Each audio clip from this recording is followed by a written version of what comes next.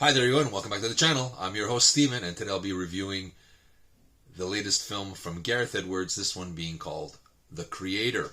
In a nutshell, the US and New Asia are at war against the AI. New Asia has adapted it and is evolving with it.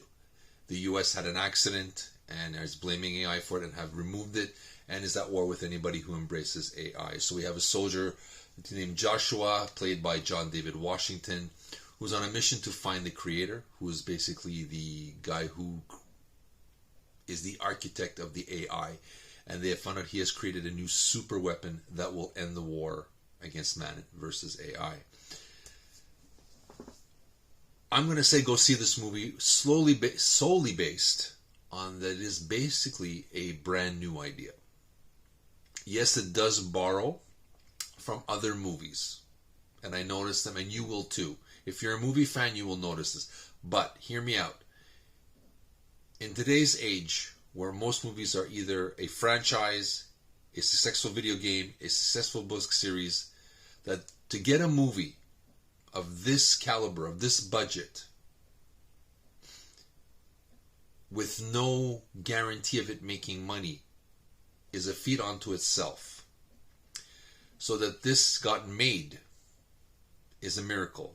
So go see this movie just to show some support for something original that's not based on a book, a video game, a comic book series, whatever. It's not an IP franchise, right? So there we go.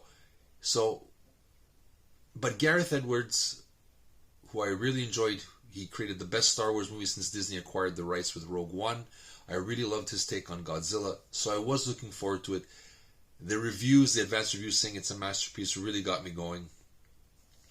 But again, I was slightly disappointed. All the, I guess, the hard-hitting questions I thought that would appear in this film weren't really coming through. It did show a little bit of the human condition, or the plight of the human condition, but the real hard-hitting answers of AI weren't really there. But it's a great looking film, especially for the budget. I know 80 million is a lot for a film that has no history, so that they're banking on this movie, that they can't say, yeah, well, Avengers did great, Star Wars did great. So they got 80 million, and that it looks this good. Like, I mean, there's some of the movies that are 350 million in budget, and they look horrible. The CGI looks real. So you feel like you're in that world, like it could be possible that it happens. And that's what made it enjoyable for me. Great action sequences. John David Washington is great as Joshua. Fantastic. I really liked Madeline Yuna Voles as Alfie. She steals the show as the super weapon Alfie, or as the secret weapon Alfie. Everybody's great in this movie. It does resemble a little bit of, I'm going to say, District 9. There's a tinge of Alita in there, a tinge of Blade Runner in there. It reminds me a lot of the late 80s, early 90s. If you remember James Cameron, how he had his special effects done, especially for the Marines in Aliens and the Abyss, how things looked like. It's kind of that. So if you like that look, watch those two movies and then watch it. You'll get the gist of what I'm saying here. So if you remember Aliens, how the effects look like, how the Marines were dressed, perhaps how they interact. This reminds me of that. There's a little bit of Aliens. The James Cameron, how he had the practical effects.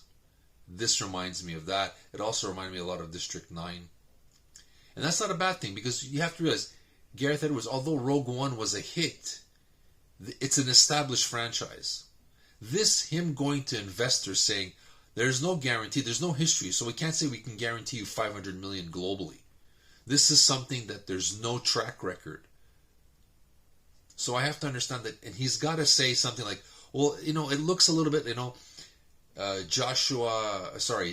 John David Washington with Alfie will look a little bit like Logan, that kind of thing, with the super, they have the secret weapon and he has to protect it instead of killing it.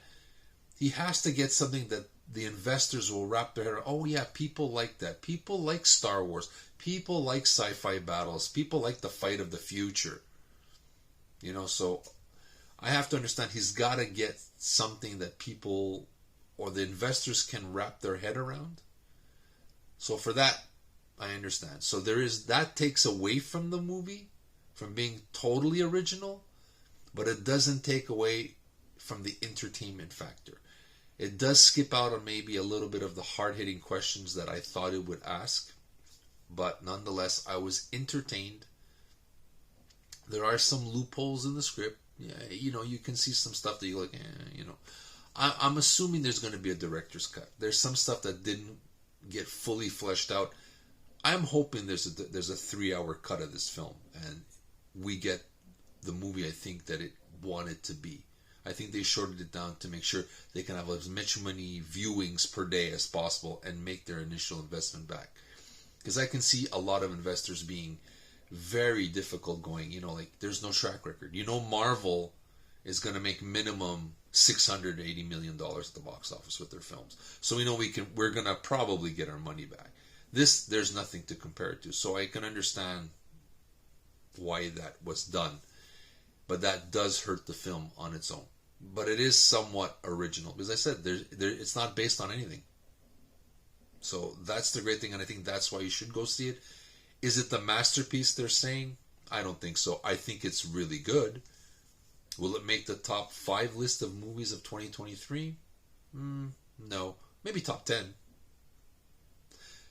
But you be the judge on that. I think it's an entertaining movie. It has its flaws. It's not the masterpiece they set it out to be, but I think they needed to generate a buzz because they're scared, because it is an original film in a certain sense, because it's not based, again, like I said, on a comic book, a video game,